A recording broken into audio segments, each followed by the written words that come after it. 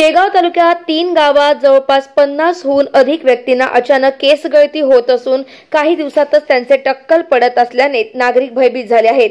हा अज्ञात आजार नेमका कोणता आहे याबाबत सर्वच अनभिज्ञ असल्याने सर्वत्र खळबळ उडाली आहे। तर गावातील नागरिकांमध्ये भीतीचे वातावरण पसरले आहे।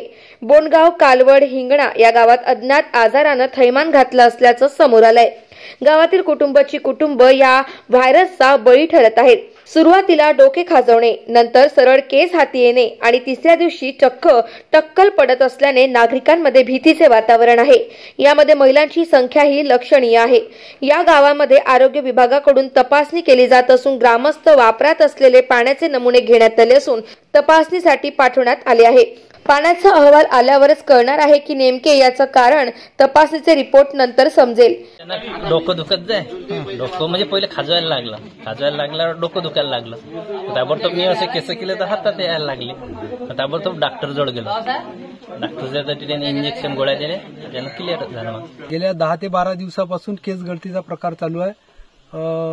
जवळपास एका कुटुंबामध्ये एक पेशंट जर निघला तर त्याच्या पाठोपाठ पत्नी, भाऊ 4 ते 5 लोक सहज त्याच्यामध्ये मग इन्व्हॉल्व होत आहे। तसं आता बरेच कुटुंब ग्रस्त झालेले आहेत। मी या गावची आशा आहे आणि या गावामध्ये लोकांचे केस जात आहे, त्या संदर्भात मी सर्वे करत आहे। एका कुटुंबातून किती लोकांचे केस गेलेले आहेत आणि पूर्ण गावाची एकूण कुटुंब संख्या 141 आहे। त्यामध्ये आधी 13 कुटुंबांचे केस गेलेले होते आणि त्याच्यामध्ये आता वाढ झालेली आहे। तर 5 ते 6 कुटुंबाच्या लोकसंख्येत आणखी वाढून त्यांचे पण केस गेलेले आहेत। सद्य परिस्थितीत तरी हा साथरोगाचा परिणाम असावा असं वाटत नाहीये।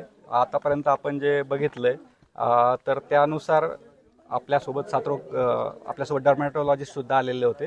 तर त्यांनी लोकांच्या हेअरफॉलचं परीक्षण केलं असता लोकांना खाज आहे, लोकांच्या केसामध्ये कोंड्यासारखा पदार्थ जमा झालेला आहे, काही लोकांचे केस बऱ्यापैकी गळती झालेली आहे आणि काही लोकांचे सुरुवात आहे।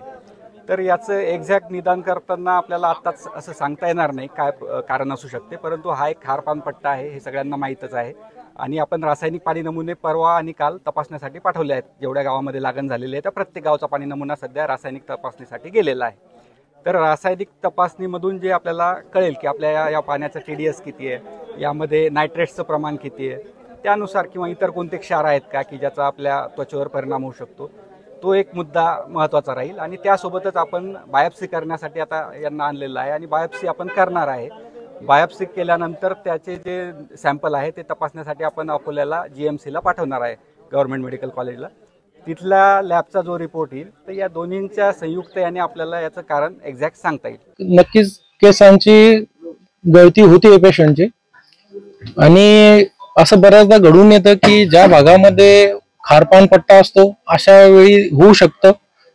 त्याचे आता नमुने वगैरे आम्ही घेतलेले आहेत, तसे तिथलं जे पाणी आहे ते पण तपासायला पाठवलेलं आहे।